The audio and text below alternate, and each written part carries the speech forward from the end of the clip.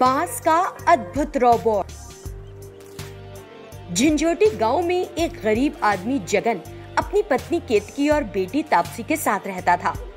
अपना घर परिवार चलाने के लिए जगन जंगल से बांस के तनों को काटकर उन्हें पास के शहर में बेचने जाया करता था।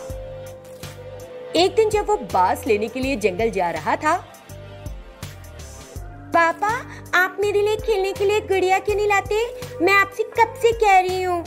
मैं ले आऊंगा बेटी, आज मैं जंगल जा रहा हूँ और बांस काटूंगा, फिर उसे बेचकर मैं तुम्हारे लिए गुड़िया लेकर ही आऊंगा।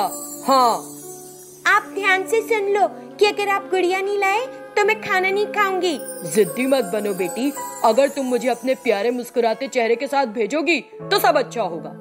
ये सुनकर तापसी मुस्कुराने लगी और जगन घर से बाहर निकल गया। जंगल पहुंचने के बाद जगन ने एक जगह बांस काटना शुरू किया कि अचानक उसकी नजर वहां पड़ी एक रोबोट गुड़िया पर गई और उसने वो उठा ली। ये तो बड़ी अच्छी गुड़िया लगती है, लगता है कोई भूल गया है यहाँ पे इसे। तभी उस रोबोट गुड़िया ने जगन के शब्दों को दोहराया। जगन ये देखकर हक्का पक्का रह गया, लेकिन तुरंत खुद पर काबू करके बोलने लगा।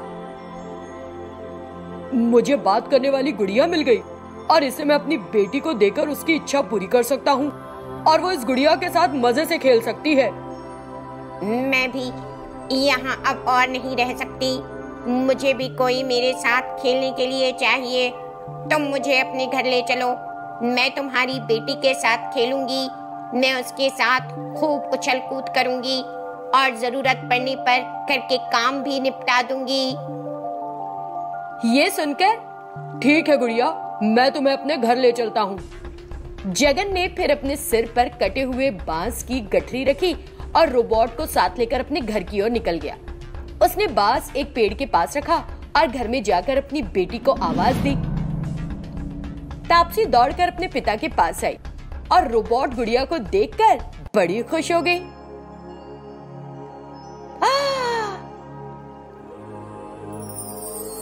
पापा, क्या आप ये गुड़िया मेरे लिए लाए हो? ये तो बहुत अच्छी है। ये सिर्फ एक रोबोट गुड़िया ही नहीं है बेटी, ये बात भी करती है। देखना, अब ये तुम्हारे साथ खेलेगी और बातें भी करेगी। क्या ये सच है पापा? ये गुड़िया बात करती है? हाँ बेटी, बात करने और खेलने के लिए तुम्हारा कोई दोस्त नहीं था ना, इसीलिए मैं ये गुड़िया तुम्हारे लिए ले आया हूँ। अब खेलना इसके साथ मजे से। हाँ, अगर ये गुड़िया बात करती है पापा, तो क्या मैं अभी इससे बात कर सकती हूँ? हाय गुड़िया, क्या तुम बात करती हो? मैं केवल गुड़िया नहीं हूँ, मैं एक रोबोट हूँ। अगर मैं एक बार बोलूँ तो क्या वो 100 बार कहने के बराबर है? नहीं, केवल एक बार कहने के ही बराबर है। उस पर तापसी हंसने लगी और रोबोट भी हंस दिया। तापसी के दिन फिर रोबोट के साथ बातें करते और खेलते बीत रहे थे। फिर एक दिन बिजली गरजने लगी और भारी बारिश होने लगी। पूरे गांव में पानी भर गया था। बाढ़ में सबका सामान तहस नहस हो गया था। हर कोई डरा हुआ था और बाढ़ से बचना चाहता था। तभी तापसी का रोबोट बांस का एक बड़ा रोबोट बन गया और किसी को समझ नहीं आया कि ये कैसे हुआ। सब घबरा गए। तब बांस का रोबोट बोला, देखो, मुझसे डरो मत, मैं बांस का रोबोट हूँ और जगन के घर से आया हूँ। बाकी बातें बाद में करेंगे, अभी बाढ़ बढ़ती जा रही है। तुम सब मुझ पर एक एक करके चढ़ जाओ और मुझे पकड़ लो, मैं तुम्हें किनारे पर ले चलूंगा। जल्दी करो, नहीं तो तुम्हारी जान भी जा सकती है। मेरे ऊपर चढ़ जाओ। ये सुनते ही हर कोई रोबोट पर चढ़ गया और उसे कस के पकड़ लिया। रोबोट ने सभी को पानी को चीरते हुए ले जाकर किनारे पर छोड़ दिया। हर कोई रोबोट के प्रति आभार प्रकट कर रहा था। लेकिन जगन को अपनी बेटी तापसी नहीं मिल रही थी। असमंजस में जगन ने पूछा, तापसी, बेटी तापसी, तुम कहाँ हो? मेरी बेटी तापसी कहाँ है? कहीं दिखाई नहीं दे रही। क्या हुआ? क्या तापसी तुम्हारे साथ नहीं? हमने उसे कैसे छोड़ दिया? रोबोट ने बाढ़ की ओर देखा और पानी में तापसी को इधर उधर ढूंढने लगा। रोबोट, मुझे बचाओ! पापा, मुझे बचाओ! तापसी पानी में तैरने की कोशिश कर रही थी और रो रही थी। रोबोट बिना किसी देरी के बाढ़ के पानी को चीरता हुआ तापसी तक पहुंचा और उसे उठाकर किनारे पर ले आया। सबने चैन की सांस ली। इसके बाद से तापसी के साथ साथ वो बांस का रोबोट सबका प्यारा बन गया। अपने पति कृष्ण की मृत्यु के बाद विमला विधवा हो गई थी। उसकी शोभा नाम की एक बेटी थी। शोभा की परवरिश के लिए विमला नौकरानी के रूप में काम करती थी और उसी कमाई से अपनी बेटी को बड़ा कर रही थी। एक दिन हमेशा की तरह जब वो अपने काम पर जा रही थी तो उसे एक सिलाई मशीन यूं ही रास्ते में रखी हुई मिली। जो इस तरह रास्ते में इस मशीन को यहाँ छोड़ गया है, वो तो इसके चोरी हो जाने का दावा भी नहीं कर पाएगा। मुझे समझ में नहीं आ रहा कि वो पागल आदमी है या बुद्धिमान। सोचते हुए वो सीधा अपने काम पर चली गई। लौटते समय उसने देखा कि वो सिलाई मशीन अभी भी वहीं पड़ी हुई थी। अरे ये क्या? ये मशीन अभी भी यहीं पड़ी हुई है। आखिर इसका मालिक है कौन?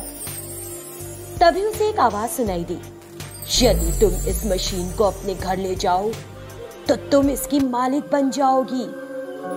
वो चारों ओर देखने लगी और किसी को ना पाकर थोड़ा डर सी गई। नहीं नहीं, कौन बोल रहा है? कौन बोल रहा है? हाँ, हाँ। तभी इत्तेफाक से स्वामी जी उस रास्ते से निकले। विमला ने उन्हें पहचान लिया। नमस्ते स्वामी जी, आप कैसे हैं और आपका स्वास्थ्य कैसा है? मैं बिल्कुल ठीक हूँ। तुमको तो सिलाई करना आता है। मुझे लगता है सिलाई मशीन को तुम्हें अपने घर ले जाना चाहिए। लेकिन मुझे नहीं पता ना कि ये किसकी है। मुझे लगता है कि ये मशीन अच्छी तरह से काम करती होगी और तुमको इस मशीन को अपने घर पर एक बार जरूर आजमाना चाहिए।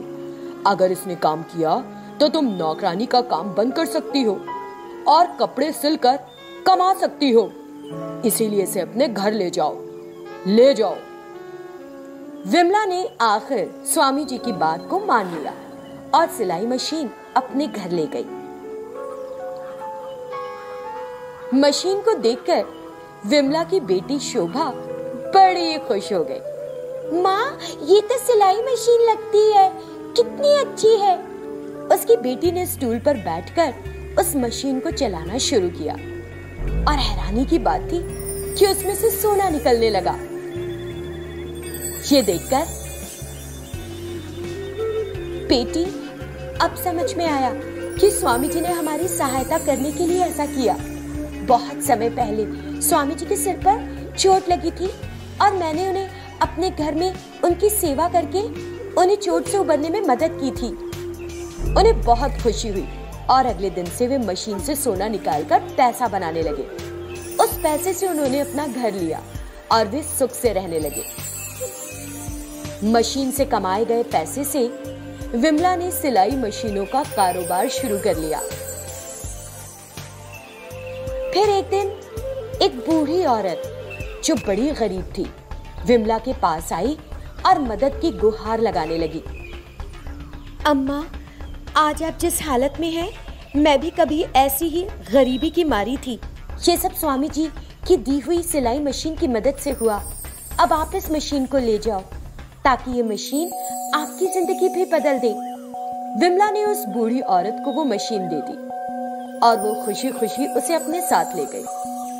वो बुढ़िया भी मशीन पाकर धनवान हो गई और कुछ दिनों बाद उसने वो मशीन एक दूसरे गरीब परिवार को दे दी। इसी तरह वो सिलाई मशीन एक गरीब परिवार से दूसरे गरीब परिवार में जाती रही और सभी का उद्धार करती रही।